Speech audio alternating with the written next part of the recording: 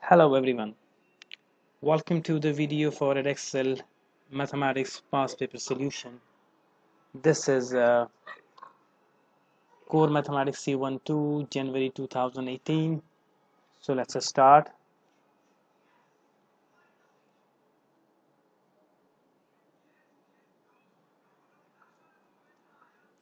Question number 1. Given that y is equal to 2x to the power 3 plus 3 over 6, x is positive, find in the simplest form dy by dx. So you need to differentiate this function, and before differentiation it's good if you can simplify this. So what you can do is first you simplify and then you differentiate. So you can do that like y is equal to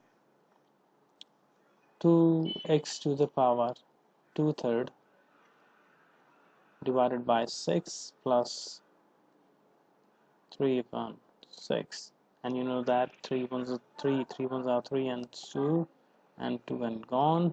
So y is equal to x to the power 3 divided by 3 plus half. And now you can simplify this. Okay, and then now you can differentiate this. Yes, so dy by dx, so 1 upon 3, it is a coefficient remains same, 1/3. You need to differentiate x to the power 2 by 3. And how do you differentiate these kinds of variable?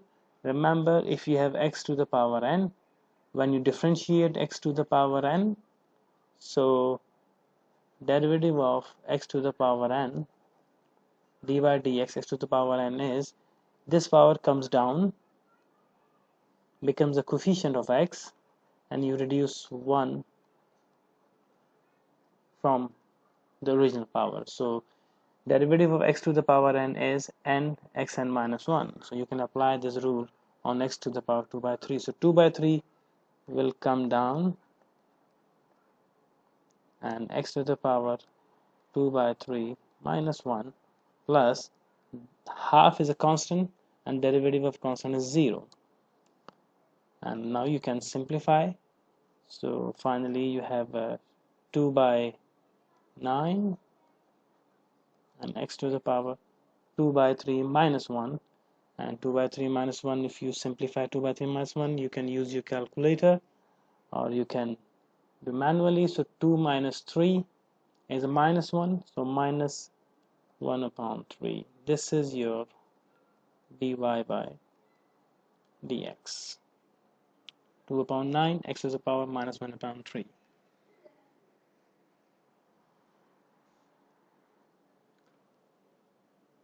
Okay, so part B,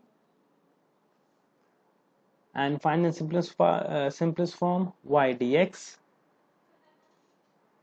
This is integration of y, and remember how do we integrate? So integration of x to the power n is xn plus 1 divided by n plus 1 plus c. This is constant of integration. Don't forget to write this c, otherwise you will lose your 1 mark. So we had y is equal to 1/3 of x 2 by 3 after simplifying plus 1 upon 2, and you need to integrate y, so you can integrate these two separately. So when you integrate 1/3 of x to the power, so 1/3 stays same because this is coefficient, and x to the power 2 by 3, so you can say x to the power 2 by 3 plus 1 divided by 2 by 3 plus 1 plus derivative of constant. So derivative of constant, half of x plus c. You can simplify. You can say that 1/3 x to the power 2 by 3 plus 1. So 2 plus 3, 5 by 3 divided by 5 by 3 plus half of x plus c. Further simplify, this 3 can be cancelled, this and this, and you can say that integral y dx finally is 1/5 of x to the power 5 by 3 plus half of x plus c.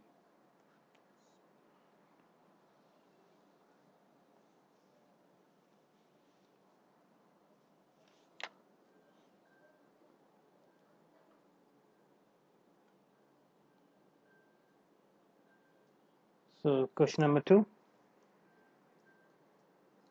A sequence is defined by u1 is equal to 1 and un plus 2 is equal to 2 minus 3u, where n is positive. Find the value of u2 and the value of u3. So, okay. What do we do here? Because we need to find u2, that means we need to think a way that we can make n plus 1 as a 2. If you put n equal to 1, n as 1, then 1 plus 1, it will make it 2. And then we can figure out what u2 is. That's how we do that. So u2, meaning I am choosing n equal to 1 in this expression. So u2 is equal to 2 minus 3 u1, and u1 is given as 1. So 2 minus 3 times of 1. So minus 3, 2 minus 3, so u2 is equal to minus 1. You can ignore this. So u2 is equal to minus 1. And for u3 now you can choose n is equal to 2. So u3 is equal to twice minus 3u2, because you choose n equal to 2.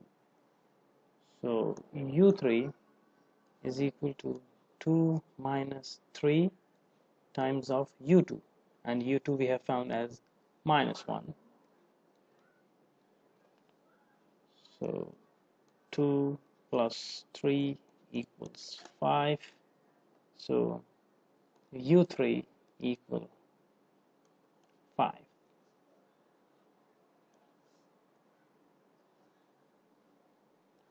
u1, u2 and the u3.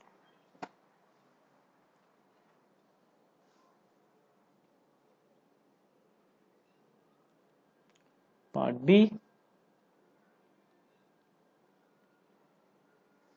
Calculate the value of summation of r to 4r minus ur.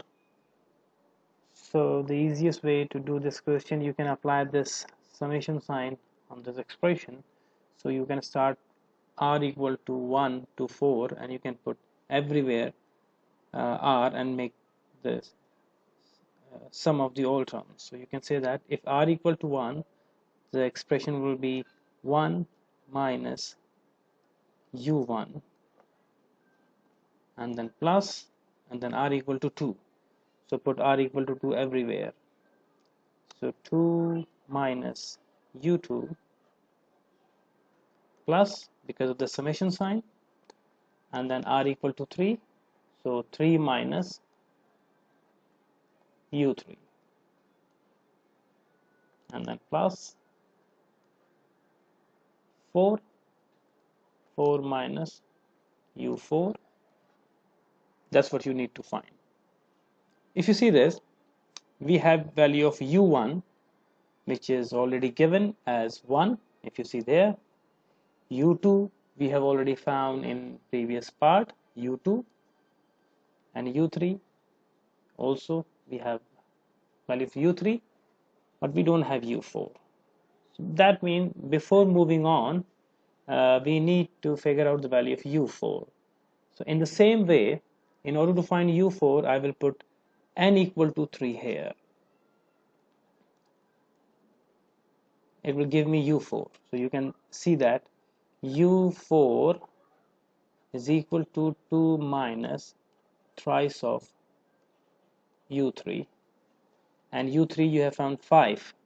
So 2 minus 3 times of 5, and once you solve all these stuff, so u4 would be equal to 2 minus 15, so minus 13, minus 13. Now you can plug in all the values, so you can see that 1 minus 1 plus 2 minus u2, and u2 you have found minus 1. So when you put u2 equal to minus 1, this minus become plus, so 2 plus 1 plus 3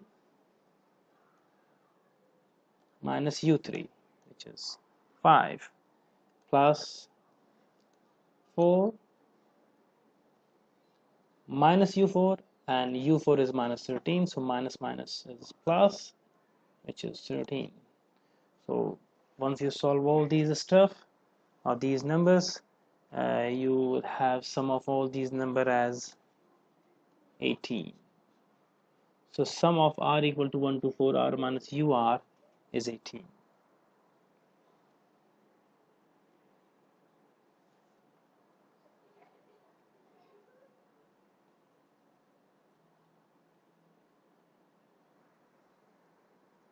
Question number 3, simplify fully. It's a simple algebra. So you will have to take power 4 to all these numbers. So part A, you can say that this 4 power is on 3 as well as on x to the power half. So I'm doing in detail. If you are okay, you can skip some steps. So 3 to the power 4, this power 4 will be on 3 into x to the power half inside the bracket and the whole power 4. So you can say whole power 4. So I just applied this 4, or I just bring 4 inside because 3 and x are being multiplied. So 3 to the power 4 is 81, and you can see that this 4 and half are multiplying with each other. So half into 4, that means 2 and 2, so x squared. So 81 x squared. This is the simplified form of this expression. So these are just additional steps. If you wish, you can skip. You can just directly write, if you're okay, if you're good in maths, so you can directly write 3 to the power 4 is 81, and x to the power half, whole power 4. So 2 and 4 gets cancelled. So this is x squared. And part B, 2y to the power 7 into 4y to the power minus 2, so 3y. In the same way, you can split or you can break it into different powers. So how can you do that? So first you need to open this bracket. You say that this is 2y to the power 7 into 4 to the power minus 2, this 4, and y to the power minus 2 divided by 3y. And then you can simplify these. This 4 to the power minus 2, this 4 to the power minus 2 can come down, so we can make positive power, and this y power minus 2 and y power 7, and I'm also sending this y up. So you can say that 2 y7 is already there, y minus 2 is already there, this y is coming up, so y minus 1 divided by 3 is already down, and 4 minus 2 is also coming down. It becomes 4 square. Remember, this is not a dot, this is a multiplication between 3 and 4 square. and you can apply the power rule or exponent rule for multiplication.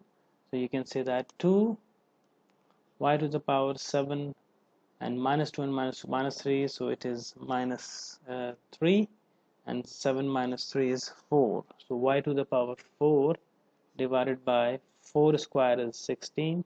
16 times 3 is 48, and then you can cancel 2 and 24. So your final answer is y to the power 4 is 24. So don't worry, I just did this question in detail just to make you understand, and you can skip these two steps. So if you're okay, you can directly do, and you can skip a step. It's fine.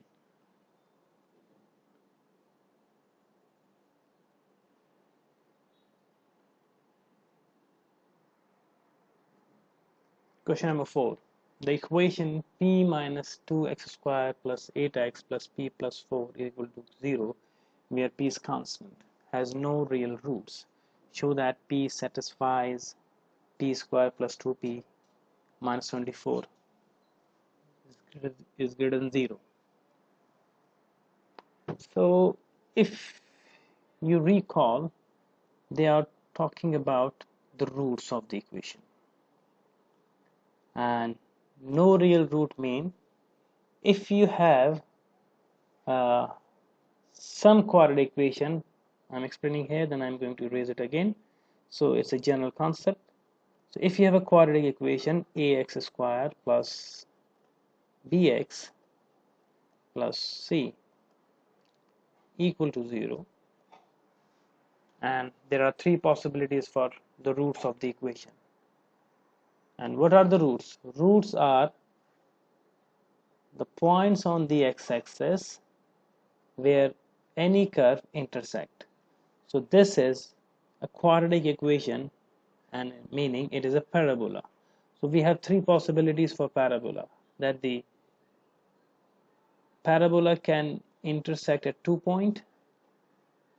See, so we have a two roots, or a parabola can just touch the x-axis, just 1 point. So we have one root, and it is possible that parabola does not touch the x-axis. We have no root. So we have three different conditions.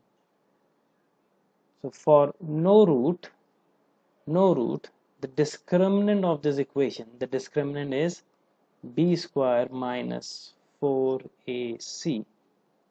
So if you have this is called discriminant, b square minus 4ac.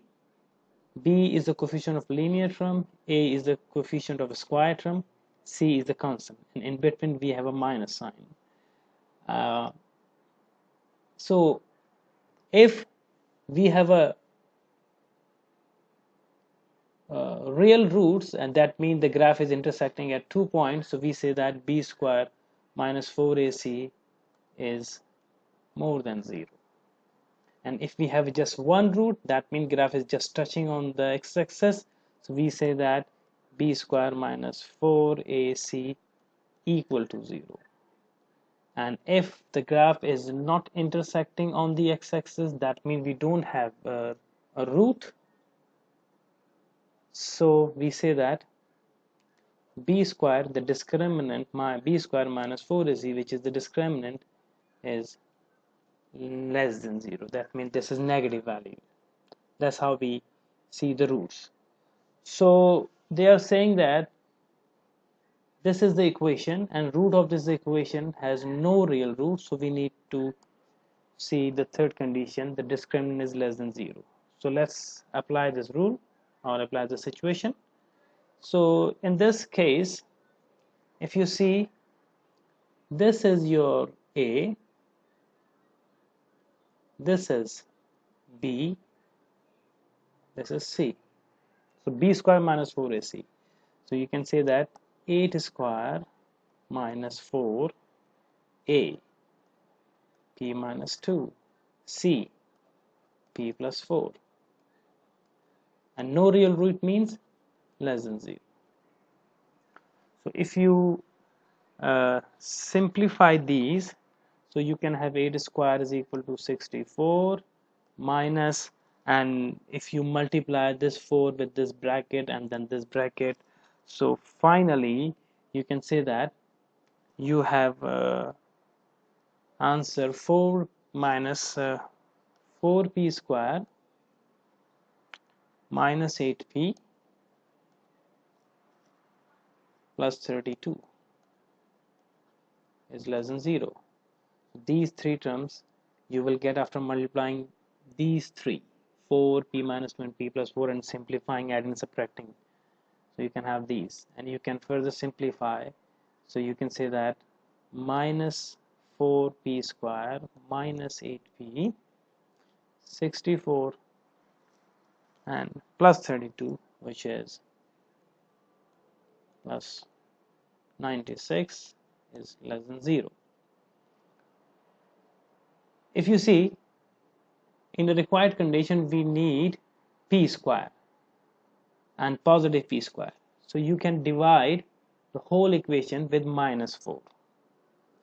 Whole equation, so I'm just writing here just for your understanding, dividing by minus 4. Why minus 4? Because we need coefficient of p square as a positive 1. So we can dividing with the minus 4, so we can make it 1. If you divide with the minus 4, so this 4 will be gone, it becomes 2, and this 96 becomes 48 and 24. And remember, this is not equation, this is inequality. Whenever you multiply any inequality with the negative sign, so this you have to switch the inequality.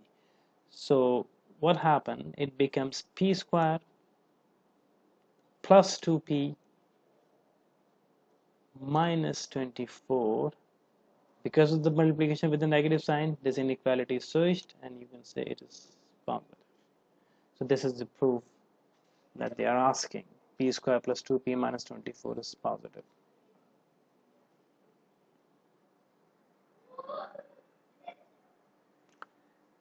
Hence possible find the set of hence find the set of possible value of p.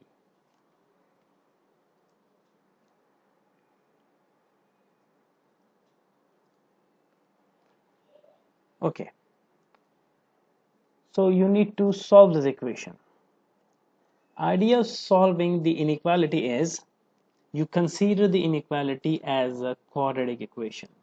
P square plus 2p minus 24 equal to 0, for instance, and you solve as a normal quadratic equation. And generally you can make factor of these quadratic of this quadratic equation.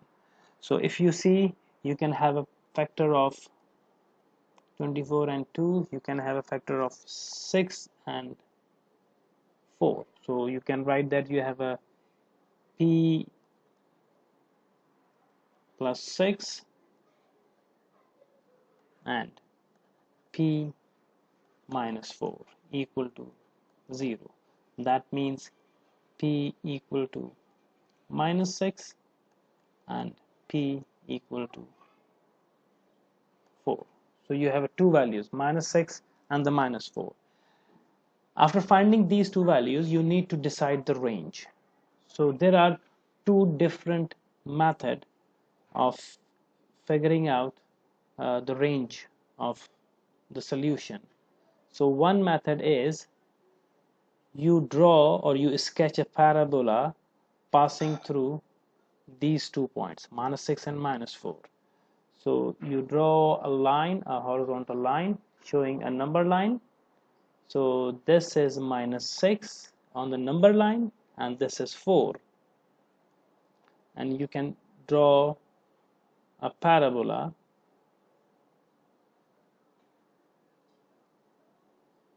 something like this. Okay, so if you see, if you take any point after minus 6, meaning in a negative portion here, so less than minus 6 the parabola or the function has a positive value. If you see it is going up, that means positive value.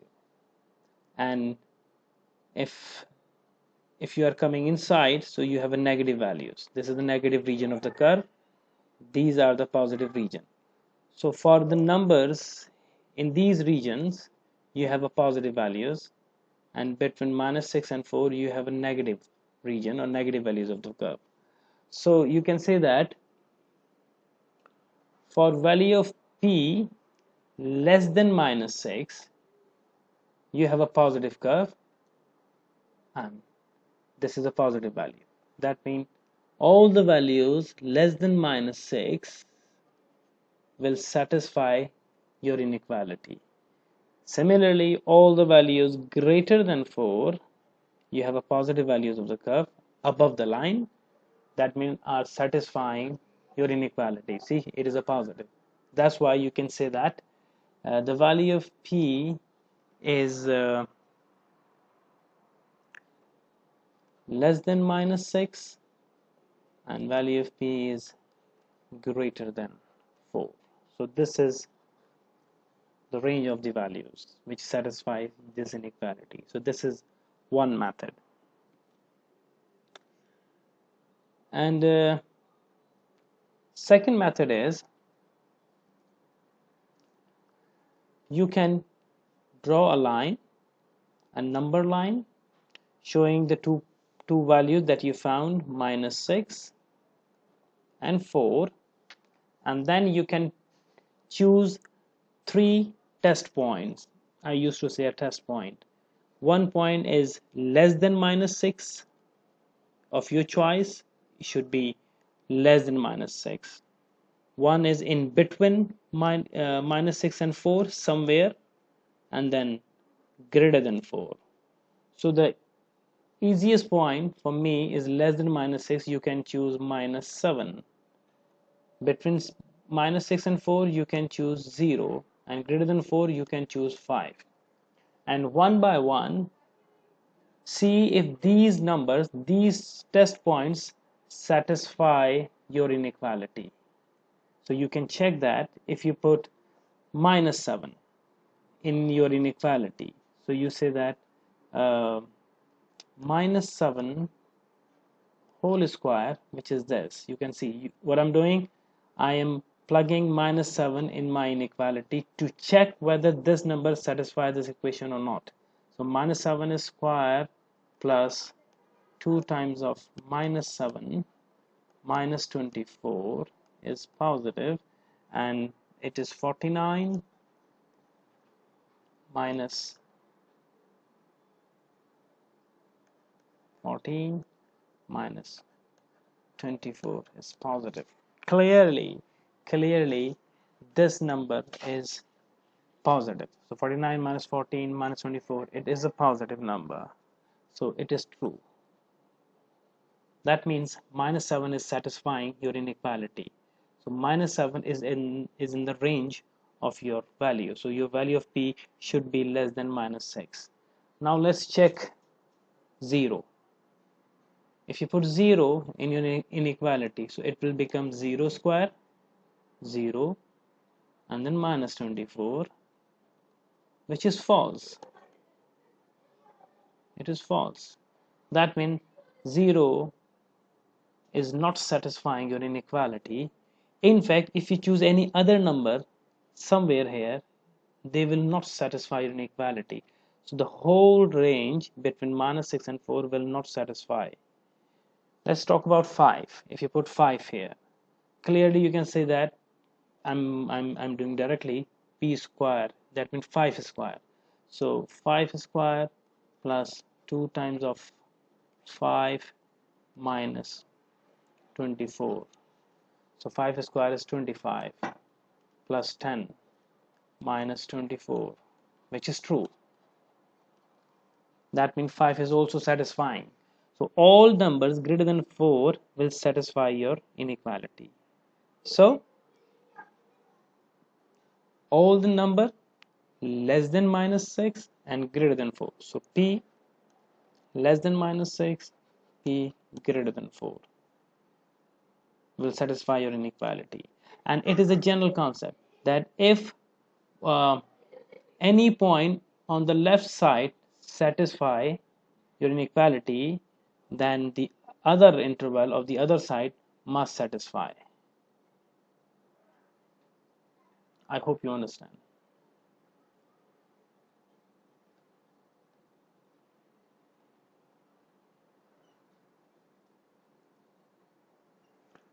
In this question, solution based on entirely on graphical or numerical method are not acceptable. Solve for theta between 0 and pi by 2, 5 sine 3 theta minus cos 7 cos 3 theta equal to 0, given each solution in radian to three significant figures. Okay, so this is all about solution of trigonometric equation. So how can we solve this? So if you see, you have a 5 sine 3 theta and 7 cos 3 theta. So what if I multiply the whole equation by cos 3 theta? Why am I doing this? Because I'm thinking that if I divide with the cos 3 theta, so I can get rid of this cos. Moreover, I can make it tangent 3 theta. That's why I'm dividing the whole equation by cos 3 theta. So you can say cos 3 theta cos 3 theta. So 3 theta, and this cos and this cos will go on, and sine 3 theta cos theta will tangent. So you say that 5 tangent 3 theta minus 7 equals 0, and tangent 3 theta is equal to 7 upon 5. Okay, now there is one important key point, that the angle, if you see, is not just a simple angle, it is a complex angle. That's what I say. It's not just a theta or just a x, it is 3 theta. So it's better, before solving or before moving on, it's better to make your angle simple, just consist of one variable, so you don't do any mistake. And how do we do that? We assume this 3 theta with some one variable, and variable of our choice. So you can say that let x is equal to 3 theta. Then your equation becomes tangent x is equal to 7 by 5. And now you can take tangent inverse to figure out x. So if you do that, x would be equal to tangent inverse 7 by 5. And from your calculator, if you figure out value of x, which is 0.9505, and that means, okay, 0.9505, this is values of x. And the next step is you need to figure out some other angle within the range. So how can you do that? Let's see. One method is you draw this angle like this is y-axis, this is x-axis, and I am drawing x is equal to 0.9505. And remember, one of the important thing is this angle that I found here is in radian. So make sure that you have two choice. You convert your calculator in radian mode before calculating the tangent inverse, or if you calculate in degree, you find angle in degree and then convert in radian. So this is angle in radian. So what I'm doing is 0.9505, and my function tangent x is a positive function, positive value here, and I know that tangent is positive only in the first quadrant and the third quadrant. that means this angle is just a sketch. Don't think that it's just a sketch to understand. So this angle you can mark as 0.9505, and also this angle is 0.9505. And now what's next? We did this solution on the basis of assumption that x is equal to 3 theta. The range that given us is for theta. So we need to convert the range for our assumed angle, which is x. So if x equal to 3 theta, that means you need to multiply the whole range with the 3. So 0 multiplied by 3, 0. Theta multiplied by 3 is 3 theta, and then 3 pi by 2. And this 3 theta is x. So in fact, your range for x is not 0 to pi by 2, but 0 to 3 pi by 2. Meaning, you need to look for all possible angle between 0 to 3 pi by 2. So your first solution will be, of course, this first angle, which is capital X. The first angle is 0.9505, comma. Your second solution is this. That means pi plus 0.9505. So if you do pi plus 0.9505 for your second solution, so your answer would be equal to 4.0921. 0921. It is 0921. So this is values of x, and you know that x is 3 theta equal to 0.9505 comma 4.0921, and theta is dividing by 3 the whole angle. So if you divide with the 3 angle and make it to 3 significant figures, your final answer would be consists of 2 angles, 0.317 comma 1.36.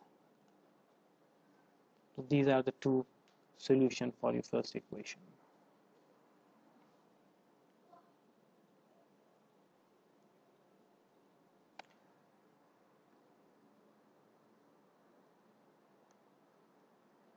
Part 2.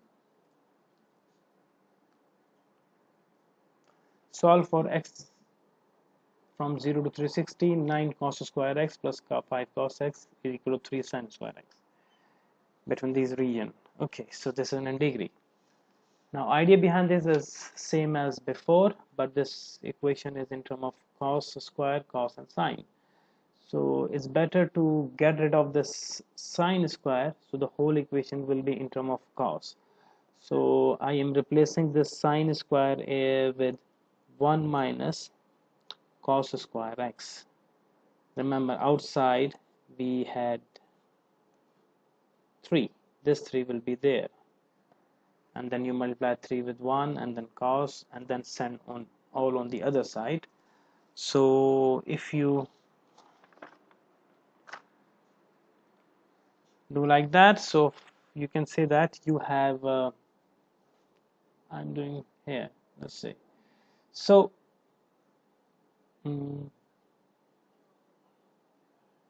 9 cos square x plus 5 cos x equal to 3 minus 3 cos square x, and you send all term on the left hand side, so you can make it a quadratic equation, and then you would have 12 cos square x plus 5 cos x, and then minus 3 equal to 0. After this, you can turn this equation in algebraic equation, considering let y is equal to cos x. So you have 12 y square plus 5y minus 3 equal to 0. Remember, you can solve this equation without converting into algebraic if you again if you have your concept, so you don't need to convert this into algebraic equation. But I'm doing this for those students who are struggling in in solution.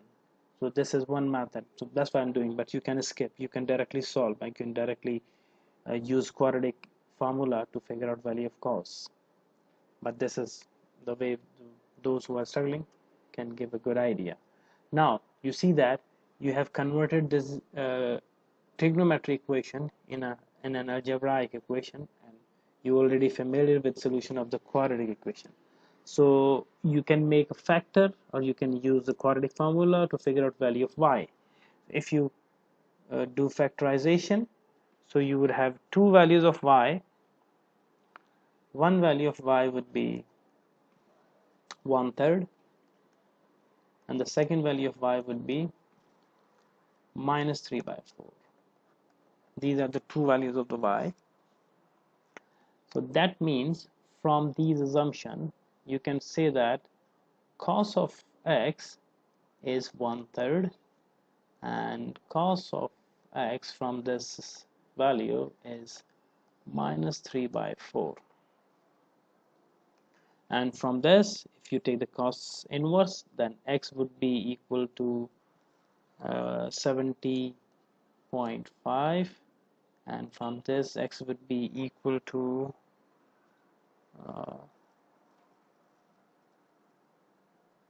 41.4. So what's next?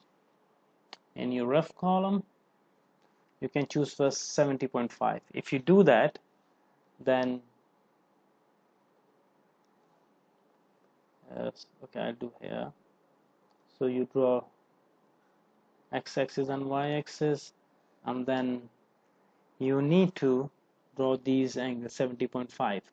And if you see this 70.5, I am getting the I'm getting value from cos x equal to plus 1/3. So cos x has a positive value. That means cos is positive only in the first quadrant and the fourth quadrant. So you mark this angle and this angle. So this is, it's just again it's not accurate, it's just understanding a sketch of angle less than 90. So you can say that okay, fine, this is 70.5, this is also 70.5. so your first solution x is equal to, this is your first solution starting from positive x-axis 70.5, comma, because your angle is 0 to 360 degree. Second solution is all the way around till here, so 360 minus 70.5, and if you do 360 minus 70.5, so your second value for the first condition is 289.5. this is your first solution if you consider 70.5. and then for 41.4 you again do the same thing, draw y-axis and then x-axis, and then mark the value of 41 and 41.4. but here this 41.4 I'm getting from the equation cos x negative 3/4. so cos x has negative value, and in the quadrant cos is negative in second and the third quadrant. So you can say that this is 41.4, this is again 41.4. so your third solution would be starting from positive x-axis till here. That means 180 minus 41.4. so 180 minus 1 41.4. So your solution, your third solution would be equal to 138.6. And your fourth solution within the range of 0 to 360 is this. That means 180 plus 41.4. So 221.4. So these are four sets of angle as a solution of your equation.